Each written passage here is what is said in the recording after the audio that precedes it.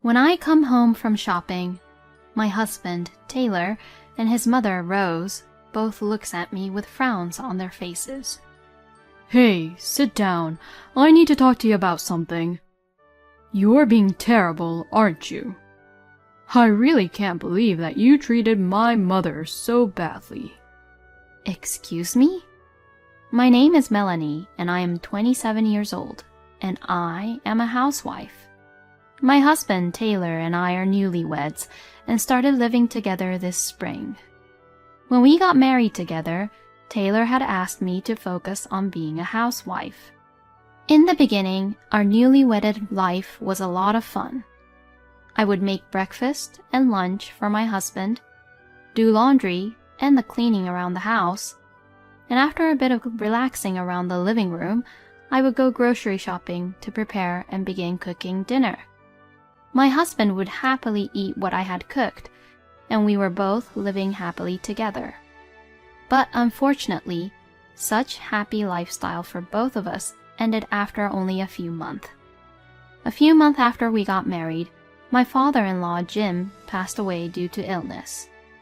My husband said that since he was an only child, he felt sorry for his own mother, Rose, to be left all alone. So, because of that, he began to insist that he wanted for us to live together with Rose. To be honest, I was against the idea of moving in with Rose. The reason for that was because Rose did not seem to like me very much from the beginning. When I first greeted her, as it was decided that Taylor and I would get married, she said, "Well, if Taylor wants to get married, I can't really help it," and sounded as if she was completely against our marriage. So that was why I did not think that living together with Rose would work so well. When I discussed this with my husband, he replied to me saying, "Oh, don't worry.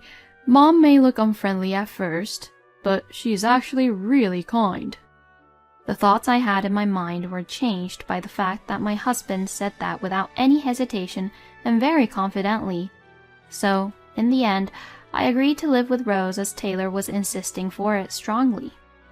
The move-in with Rose started with Taylor and I moving into her house because it was much more spacious. "Oh, you two have come a long way."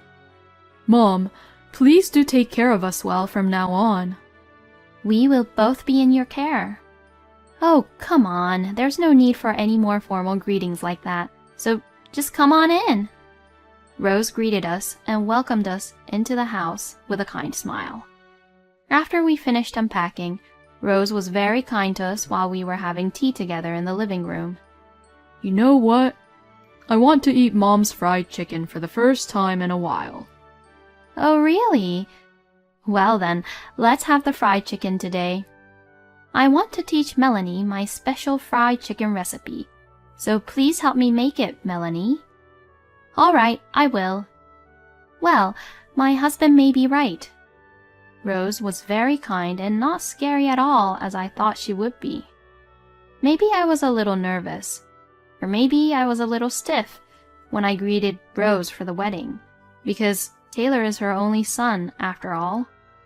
Maybe we all would have a nice, good time to live together like this without any problems. Or so I thought. Because a problem happened right after that. It happened in the kitchen afterwards when we started to cook for the fried chicken. As soon as it was just Rose and I alone together, she suddenly changed her attitude completely. Her smile disappeared, and she began to glare at me very coldly, just as she had done when I first greeted her. "Are you sure you can cook?" Yes. I can do a little bit of everything." "Then, can you cut the chicken for me?" "Okay, I will." "Oh, no, no, no. You can't do it like that." "What?" "Oh, that's enough. Just get the seasonings out." Where are the seasonings?" "Ugh! If it goes on like this, it will take us a really long time to finish making the fried chicken." "Are you sure that you're really a housewife? Seeing you like that, I really wonder if Taylor gets to even eat properly or not. And like this, Rose would say such unreasonable and mean things to me. For the most part, even the way on how I cut the chicken was normal, and Rose didn't even tell me what exactly was wrong with how I cut them. Besides, since I just came to live in her house today, it's definitely obvious that I couldn't really know where the seasonings are placed. My husband always says what I cook tastes good, and I feed him nutritiously balanced meals. So, why would Rose even say such things like that to me? When Rose finished cooking and put the food on the table, she acted as if she was a completely different person. "Oh, Taylor, honey, dinner is ready." Ooh, the fried chicken looks so delicious. Since Melanie had helped me, we were able to make them very quickly. Huh? Yes, that's right. Rose acted as if she was being a very good mother-in-law to me in front of my husband. Well, Rose's strategy seemed to work, and my husband mistakenly thought that Rose and I were getting along very well. But during the daytime, when my husband was out working, Rose began to torment me as much as she could. "Oh, Melanie, you haven't cleaned up at all. You need to do the top of this bookshelf too." But it's a little too high up there for me to reach and clean." "Don't make any stupid excuses like that. We have a ladder, so make use of that." Like this, Rose tries to get me to clean the top of the bookshelf, which even a man would find it quite high to reach. If it were me, I would have to get on the stepladder and stand on tiptoes to just barely reach it. I'm really sorry, I can't. I know for sure that I'll get hurt. Ugh! You really can't do anything, huh? I feel sorry for Taylor for having a useless wife like you, Melanie. Aren't you ashamed that you can't even do any house chores properly at all, even though you're Taylor's housewife? These daily sarcastic comments and pointless lectures that Rose would give me was just too much. One day, I just got so fed up with it that I talked to my husband about it. Hey, I'm having a hard time with Rose, you know. Would you talk to your mother about it? What? But you always seem to get along with her very well. Rose is just acting when she's around you. When it's just the two of us during the day, especially when you're gone, she would always say something terrible to me. Oh, is that so? Huh? Hey, are you even listening to me properly? What? I'm just tired from work. First of all, aren't you being just too self-conscious about this whole thing? Excuse me? I told you that at first, my mom does look a little unfriendly. So, even when mom's just acting normal, she just sounds angry to you. Isn't that what's happening? No way. But if you hear what Rose says some things to me, you can clearly see that she's verbally abusing me. Well, it's all about how you take it, isn't it? I'm definitely sure that my mom is saying everything with love. How could Taylor even interpret it that way? I unconsciously knew this, but it seems like my husband was a mama's boy. That's why he blindly trusts his own mother without ever questioning about her. If Taylor is being like this, then I can no longer rely on him. Which is why I have to protect myself. Even after that, Rose continued to bully me as usual. Rose made me do all the house chores while she just sat on the living room sofa and watched the TV. She would then complain with the lunch I made, and there were times where she would also throw it in the trash. When Rose gets bored of watching the TV, she starts complaining about how I did the house chores and even begins to deny my personality. The only time I feel safe is when I go shopping at the supermarket for groceries by myself. But when it takes more than 20 minutes to do my grocery shopping, Rose would accuse me by saying, "You're late. You must be cheating on Taylor, aren't you?" and say such nonsense. And like this, I get to be free from Rose for only a few minutes. I've only been married for less than a year, and yet this is the situation. Is it possible that this situation will continue until Rose is gone for good? I really didn't want to continue living miserably like this. The words divorce were floating around in my head. Then one day, on the weekend, when I come home from shopping, my husband Taylor and his mother Rose both looks at me with frowns on their faces. Hey, sit down. I need to talk to you about something. You're being terrible, aren't you? I really can't believe that you treated my mother so badly. Excuse me? I'm treating Rose badly? When it's the other way around? What do you mean? I heard everything from my mom, you know. She says that she's being harassed by you. Huh? I heard that you force all the house chores onto her, ignore her when she tries to talk to you, and even throw her lunch that she made for you in the trash. Excuse me? I didn't know that you were such a horrible, lousy woman. Now wait a minute. I never did any of that. Are you saying that my mom is lying then? I look at Rose and I see her grinning. Oh, she really did it this time. Rose was spouting lies, and my husband is totally believing everything that she tells him. Mom says that she doesn't want to see you for a while. So go back home to where your parents are and reflect on your own actions. I was just fed up.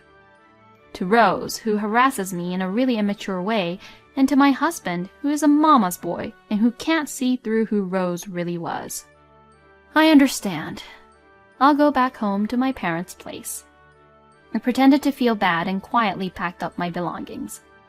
Meanwhile, Rose was grinning at me, and my husband, perhaps mistakenly thinking he was in a superior position, was looking very proud at what he was doing. I left their house, vowing that I would revenge them for what they had done to me. My parents were surprised when I returned with a large luggage, but they were so furious when I explained the situation. They told me to get rid of those people as soon as possible. I got to stretch my wings a little at my parents' house. I was able to have fun cooking meals with my mother without any complaints. I wondered how long it has been since I was able to sit on the couch and watch TV. After a few days of relaxing and recovering both mentally and physically, I went to a lawyer's office to prepare for my divorce. I also did some job hunting and had a few interviews with companies. I found a job sooner than I had expected, so now it was time for me to look for a place to live. And just like that, I was able to find a room that met my requirements. I felt as if my luck was telling me to divorce my husband, and everything was going smoothly. About 2 weeks after I was kicked out from Rose's house, I received a phone call from my husband. Have you calmed down now? Yes. Then if so, you may come back here now. So I went back to Rose's house. Then I would see both my husband and Rose with huge grins on their faces who were waiting for me. Did you reflect back on your own actions properly? Yes. Then apologize to my mom. If you do that, then you may live in this house again. No, thank you. What? I have been reflecting back on my lack of decisiveness. What the hell are you talking about? Thank you for everything you have done to me until now. Saying that, I put the divorce papers on the table. Huh? Divorce? Melanie, what is the meaning of this? I can't live with you two anymore. So let's just get a divorce, please. You must be kidding me, right? No, I'm being serious. No way. My husband was shocked, but when he realized that I was being very serious, he got really angry and emotional. Oh, really? Fine, do what you want. But what you did to my mom is unforgivable. Mom has suffered emotional distress because of you. I'm gonna get the certificate of diagnosis and sue you with it. That's right. You are such a menace for threatening us with divorce. Oh, I don't mind what you do, but if you do that, aren't you the one who's going to be in trouble for the false diagnosis or something like that? What the hell do you mean? And at this point, I called for my lawyer, who had been waiting in the car outside. What? A lawyer? Everything what Rose is saying is a lie. Excuse me? The lawyer then played the audio data that I had given him. On it were recorded audios of Rose's verbal abuse towards me. What? This is just a part of many abusings I received from your mother. And now, hearing this, do you still believe what your mother says? No way. There's no way that my mom would... Oh, my... Rose was panicking because the truth came into light. Oh, Rose, I heard that you told the neighbors that you were being harassed by me. No, that's... What you did was defamation. So, I'm going to sue you. What? Oh no! Mom is a housewife, so she doesn't have that kind of money. Then, as her son, why don't you pay for her instead? Anyways, divorce and compensation is a must. Saying this, I left my husband and Rose right then and there. My husband and Rose were both unable to move from the spot with their faces being very pale. After that, things went smoothly. Taylor, not wanting to cause any more trouble, agreed to the divorce, and he also paid the compensation for Rose on her behalf. The neighbors no longer took Rose seriously after they all found out the truth of what had actually happened. And Taylor was also disgusted with Rose because of this incident, and she's now living all alone on her own with no one on her side. Well, Rose got what she deserved. And as for Taylor, I had an acquaintance at Taylor's office where he worked at, so I reported the whole story to that acquaintance.